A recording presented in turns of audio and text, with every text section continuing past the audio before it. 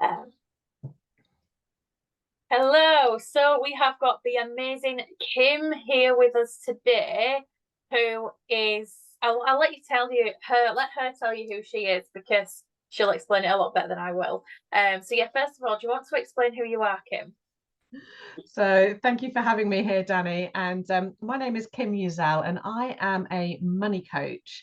I've been working with people and their money for 35 years in various formats. I've been a stockbroker, a wealth manager, a private banker, all of these things where lots and lots of money is involved.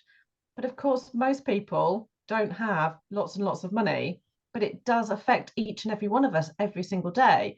And so I left my corporate career behind to focus on being able to work with more people around their money, talk to them about, what to do with it, what it all means, how to make better use of it, how we should be teaching our children about it, and all of these other things that I couldn't do in my corporate career. So I now coach, train, work with people in groups, one-to-one, in workplaces, you name it. I talk about money an awful lot. You'll have a difficulty in shutting me up over the next however long we're on here for. Well, that's good because I love when people are a talker and they're so like you are, you're passionate about what you do, and I love when that comes across. So today we are talking about money, of course, but we're talking about more than just making money. And I say this because when we're in business, a lot of the time we focus on, oh, we need to make more money, we need to get more sales, more clients, what shape or form that looks like. And actually, there is more to than just making money, which is where Kim obviously comes in. And through this, I'll probably talk a little bit about my journey with money, and I'm sure Kim will as well. And it's really important to have these open discussions. So I really wanted to talk about this subject, and I'm excited about it because it's just that important, really. And if I can like push that forward, and like you've said, like speak to our children about it, and I want to push it forward into the next generation as well and have that impact. So more than making money, the first thing I want to ask you actually, Kim, is when it comes to the more part, what is the more part when it comes to money? We all know that the more we have, the more we earn, the more we get in, whether that's salary, business, gifts, the more we get, the more we spend. Yeah. And the more we end up not having. So simply getting it in isn't enough. We need to hold on to it. We need to spend it wisely. We need to make good financial decisions. We need to think about our future. And we need to do so much more than just earning it, because that's only part of it. We Oh need yeah. to earn it, we need to grow it, we need to manage it well, we need to nurture it, we need to have a really good relationship with money. And that starts with the way that we feel about it, the things that we've been brought up with, the mindset around it, as well as learning what to do with it. Good basic budgeting is part of it, but also why we spend our money. What is your trigger? What drives you to spend money? Do you spend when you're bored or tired or lonely or stressed after work? Are you spending on the children because you can't say no to them? Or and we've had this conversation We have. before, haven't we? That Yeah. these are the things that we do every single day without even thinking about them. And so the Yeah. money that we're earning in just goes straight out. And we get to the end of the month and go, well, where did that go? And then we think that the only option or the best option is just to earn more. But of course, we earn more and then we spend more because we deserve that treat, or we feel guilty because we've been working in the school holidays when the children are wanting our attention. So we buy them more stuff, or Yeah. we take them Guilty to of that one. places. I think most of us are in one way or another. Yeah. And that's really important to address some of these issues, that it's we all know people who have really, really, really good jobs and businesses who still skint at the end of the month. And we Yeah. also know people who work part-time on minimum wage and somehow manage to get through life without ever owing money on a credit Oh, card.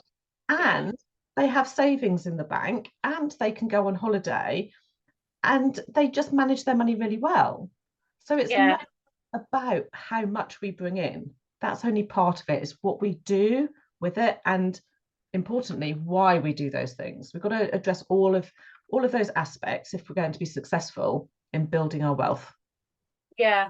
And I think if you're listening right now, I think a key thing to do and to take away from this is listen to what Kim's just said, even if you have to go back and play it again.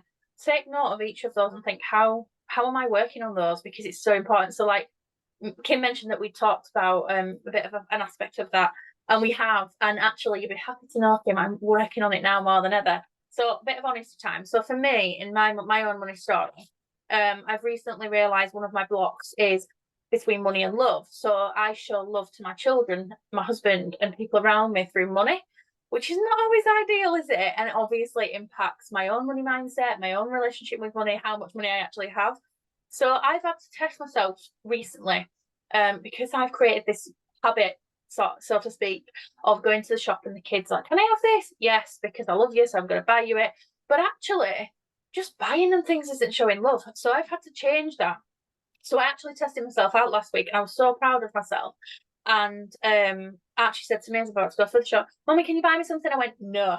But what I will do is when I get home from the shop this afternoon, I'll finish work and we can do something together. And what I realised when you were just talking then is a lot of this is feelings. So whereas if I go to the shop and I buy a pack of sweets, here you go, there is no feeling apart from that instant like gratification of handing over the pack of sweets from that for me. But when I said no, and then we had that time together later on, which was a lot longer than just handing over some sweets, I will say that feeling of sitting, he chose to do board games, that's sitting together, playing board games. And I just in that moment felt amazing. And I've kind of took that feeling and it stuck. And I truly believe when we step into feelings like that, we can have more in an impact. But our relationship with money is about feelings, isn't it? Like how we spend it, why we spend it, all those feelings come up. Is there a money story you've had, maybe similar, or that's to do with feelings as well, and how that's evolved? Yeah, so I think what you're saying is it is the same for a lot of people, whether it's with our children, with our families, with our partners. You know, we are people pleasers. A lot of us Well, people please in so many ways. And so we want to get people's affection, their friendship, their love in some way or another. We want people to approve of us. We want people to like us. And so we do that in a number of ways. And one of those is by using money. We buy gifts and that sort of thing. We overgive because we just want people to like us, and we don't want people to judge us for being stingy. We want them to see us as being generous and lovely, and that sort of thing, where of course it goes much deeper than that. So one of my areas that I often talk about is, yes, I've been really successful in my career around money, but I had a very toxic relationship with money in my personal life. So I was brilliant at looking after other people's money, great at investing millions and millions and millions of pounds of other people's money. And yet at home, in my first marriage, we were constantly spending money to try and fix something that couldn't be fixed. yeah, So, if we move house, it'll be better. If we have another baby, it'll be better. If we buy a boat, it'll be better. If we go on this holiday, it will be better. And of course, nothing was ever going to make it better because the relationship was broken. And like so many, we were trying to fix it with money. And yeah, we didn't have that money. We were borrowing more. So again, going back to the first thing we spoke about, the more you earn, the more you spend, the more you borrow, because the more you earn, the bigger the mortgage you can get, the more you earn, the more credit card offers come your way. So I was earning really good money, but I was borrowing a heck of a lot to try and fix this marriage that couldn't actually be fixed. And we were together for 25 years before we finally called it a day. And that was the only thing that was going to fix that relationship, was ending it. yeah, No amount of money that I earned or that he earned or that we spent was ever going to fix it. And that was a big cycle that needed a yeah. big decision from one of us. And he was the one who made that decision. And my hat goes off to him, because he was strong enough to say, this has got to stop. And it was only then that that things got better for both of us because we were both able to move on, have happier lives, better relationships with money, because we weren't always trying to fix something. And as you were Yeah. saying, with that, that it's a temporary hit. Buying those Yeah. sweets for the children or buying that comic for the children is a really quick fix. You feel good for a moment, but then the dopamine hit goes off really, really quickly. And the sugar rush goes off really, really quickly for the children. And both at rock bottom again for different reasons. You feel a bit knocked because you've just spent money, despite saying you weren't going to. It didn't make you feel any better. The children are now going crazy on sugar, and then that wears off and they have a tantrum or whatever. And so you do it all again because we get Yeah. into this just constantly trying to go back and fix it. So we spend even more. Right. So this looking to fix something is so common. It can be small things like sweets, or it can be big things like houses and children, because how many people do you know who try and Oh, yeah. have a relationship by having a child? But that's really expensive. It is really, really expensive. And so directly or indirectly, when we're trying to fix something or please somebody in some way, there's often a massive financial implication. And that over a number of years builds up and is huge. I mean, I know over 25 years of a relationship that we were trying to fix with things and going places and buying houses and having children and all of those things. Can imagine the amount of money we spent. But even Right. with daily sweets or the daily gift giving or the daily, buying your friends a pint in the pub, or all of those things, if we're going for coffee with a friend and we are the ones who jump in and pay the bill, even if we can't really afford it, we want our friend to like us, so we want to appear generous. So we'll say, no, it's okay, I'll get it. Yeah. That's the same thing. And we do it so often. We just don't necessarily realize it, why we're doing it. When we realize why, we can then change and say, is she with me because I'm buying a coffee? Or is she with me because she wants a good laugh, for a couple of hours, and, we Yeah. can pay the bill. Sometimes we want to genuinely help somebody out. If we know that our friend is going through a hard time and we want to sit down and take them out for coffee and a cake, on us, that's one thing. But if we feel that we've got to, that we should, that they won't like us, and unless we do it, then that's something that we can change. But we've got to recognize it first. This is the thing. I think that's key. What you've just said is like, we've got to recognize it first, and we can change it. I mean, I've made so many changes in just the last month. I'm already seeing results from, and it's so powerful. I can't even, like, without bearing all, I can't really show how powerful it is, but it really, really is. So I'd advise anyone listening to do the work, because it's really, really important. And for me, there's so much in what you've said. I'm like, yep, that's me. But then also I see it in other people now as well. Now I have that awareness, like buying the coffee all the time. There's a certain family member who it's not necessarily coffee, but coffee can be supplemented for something else, can't it? Like buying the drinks at the pub or the meal or whatever. And it's a bit much sometimes. And I do see like people pleasers that do it as well. And I'm a massive people pleaser. But like, part of that, what came up for me then listening to you, was like, we always chase happiness. So like, that's the fix, isn't it? And it's like, we have to realize that actually money doesn't equal happiness, but it helps. It does absolutely help. But it starts within us. And for me, stepping into, like, I exchange money for time now with my children in terms of love. And obviously part of that time sometimes does cost money. If we go, like, tomorrow swimming, for example, it's going to cost me money, but it's not like a big long day out that's going to cost me hundreds. It's going to cost me about £20. So it's a big difference. And it's that actually I could chase happiness in more affordable ways or for free, and noticing and recognizing that, and that as well, that actually the happiness starts inside ourselves. And that took me a long time to realize. And I think a lot of people realize it, but then still struggle to get to that place as well.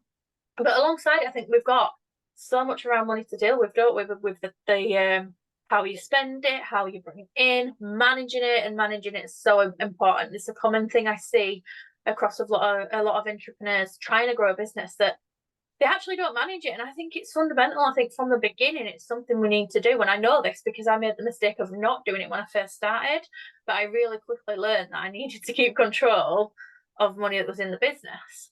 But like you said, like I got really good at that in the business, but not personally. So I had to work on that. And sometimes the way I manage business, I come at life that way as well, and it makes a difference. When it comes to money and all things you've learned around money, what has been like your biggest takeaway in like all the money lessons, life lessons with money, for you? Ooh. Well, I think it's twofold, really. Perhaps one of the most important things is that you need to be aware both of your present and enjoying the present, and enjoying that time with your children, and enjoying the things that you want to do, and seizing the opportunities that you have in life. Yeah. But also remembering that you have got potentially a very long life ahead of you that you also want to have a good quality of life with. And none of us know how long we've got, and therefore we can't plan it exactly. So some people will say, oh, you can't take it with you, so I'm going to live for today and I'm going to spend it today because I might be dead tomorrow. Well, of course, yeah, that's true, but you probably won't be dead tomorrow. Whereas other people will be saying, oh, I've got to put all of my money in my retirement so that I can have a good retirement. And they go without in the present. They make too many sacrifices in the present because all they're doing is squirreling their money away for their future. And it's about getting a balance. And I often tell the story that my dad died when he was 55. Very suddenly, he had no warning. He had a blood clot, and it just, he was here one minute and gone the next. And so he didn't get an opportunity to enjoy his retirement. 55 is only 3 years older than I am now, and I know that now really feels really young to pass away, because I consider that I've got a massive amount of life ahead of me. So my dad died without being able to fully enjoy everything that he'd worked for. And his brother died at 56 and his sister died at 62. So they were all very, very young. And I could easily think, well, there's no point in me saving money for my retirement because my family history shows that I'm likely to die early. Hopefully I'm not. But my dad's mum, the mother of those three children who died relatively young, she only passed away last year, aged 99. Oh, wow. So she needed that money that she had saved and earned and put away and looked after to pay for her care fees, so that she could maintain a good quality of living and care. And she was able to have her hair done and her nails painted, even right the way up until she passed away, because that was important to her. That was something that she was very proud of, being able to get the hairdresser into the care home and to have that, old ladies set and blow dry, whatever they do, I don't know, every 2 weeks. That was part of what she wanted, but she had to have the money to do that. And so which way do you go? You've got to think of both. I want to have a good life now. I want to create those memories with my children. I want to go on those holidays, take those opportunities. But I also want to know that if I still want to have my nails painted when I'm 99 and in a care home, that the money is there to do that, as well as pay my fees and, give my grandchildren Christmas presents and all of those things that we want to be able to do. So you can look at all of the alternatives and you still won't know which way you're going to go. So why not do a bit of everything and have a good life now, but also have a good life in the future? And that's my biggest takeaway, is that none of us know, but we don't want to be done out of any of it. So think about the bigger picture. What do you want to do now? But what can you also do so that you can keep doing that fun stuff next year, 10 years time, 50 years time? And if you end up spending all your money and there's none left for your children, well, as long as you've been well looked after, that should be your priority. And if there's any left for the children at the end of the day, that's a bonus. It is. I love that. I like to see that I'm kind of in the middle now. And people might be listening and think, how the hell can you do both? And you absolutely, like, the key word today, I think, has been you can, like, going back to like my thing, organization. I organize the money that comes in. I've got debts that I'm paying, but then also forget that for a minute. Money comes in. I've got my stuff that I need to pay now, bills to live and what have you.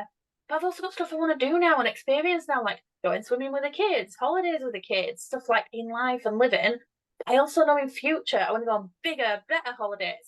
So I also save as well. So I'm doing all the things because I am capable of managing and splitting that pot, so to speak, into different areas, because I know I want it all and I can have it all, and as long as I stay focused on that, and I love it.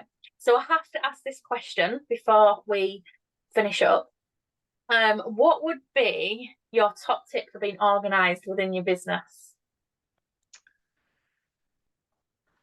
In your business, I would say make sure that you keep your business finances separate to your personal finances. It's Oh, the one thing that I think catches most people, especially when they start up.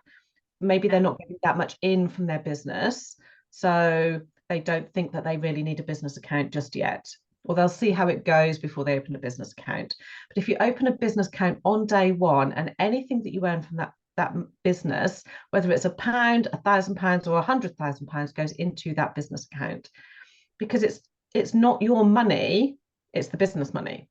You can yeah, pay yourself from that business money, but if you just stick it in your own current account straight away, you won't know. And you'll lose sight of it, and you'll spend it on things for the children. And then you'll suddenly wonder where all this business money has gone to. And then you might get caught out because the tax man might come along and ask you for tax that you've already spent on sweets for the children. So, it's really important to keep it separate. So that's my biggest thing, is to treat your business money as business money. Build that business. The bigger you build it, the more you do within that business, the more you can pay yourself as you go, but you won't get caught out, and therefore you won't get stressed about it. And that's a big thing. Again, go back to that feeling. We don't like to feel stressed about money. So we know that our business bills are being paid as well as our personal bills, then we can feel good. And that makes us better in business as well, because we can put more energy into our business without stressing about the money. That's such a good tip. So, like, I always like to say, from the amazing Gemma Bray, the organised mum, be your future friend. So I would say, be your future friend and listen to what Kim has just said. And if you've not already done it, separate your business and personal finances. I think I did that from around, not straight away, but around probably 3 months in. And once I realised that I'd made a smart decision, because once I started doing tax returns and things, I was like, oh my God, it would have been so hard if it was all mixed up. And Yeah. it was easy. And I'm all for making things easier. So if people want to come and check you out and find you out, where do they need to go to find you, Kim? So you can come and find me on Facebook or Instagram or on LinkedIn. My surname is quite unusual, so it's quite easy to find me. And I've got a free Facebook group called Money Talk and Coffee, where people can come, and it's quite relaxed, as it sounds.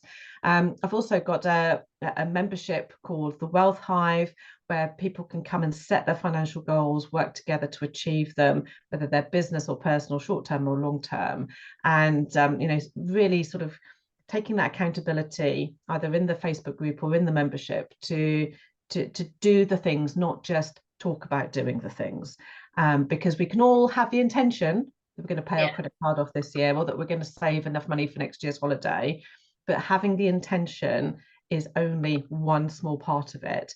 Actually doing it and making it sustainable and easy is the bigger part of it. So come and find me, and let's do stuff with your money, the practical side, the emotional side, talking about it. It's all part of the journey. I'm not just about budgeting, I'm not just about mindset. I'm about the whole money package and how you can get the most out of it.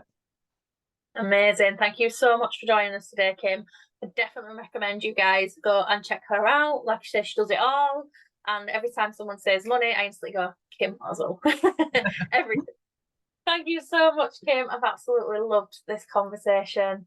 And yes, thanks for being here. You are very welcome. Thanks for having me.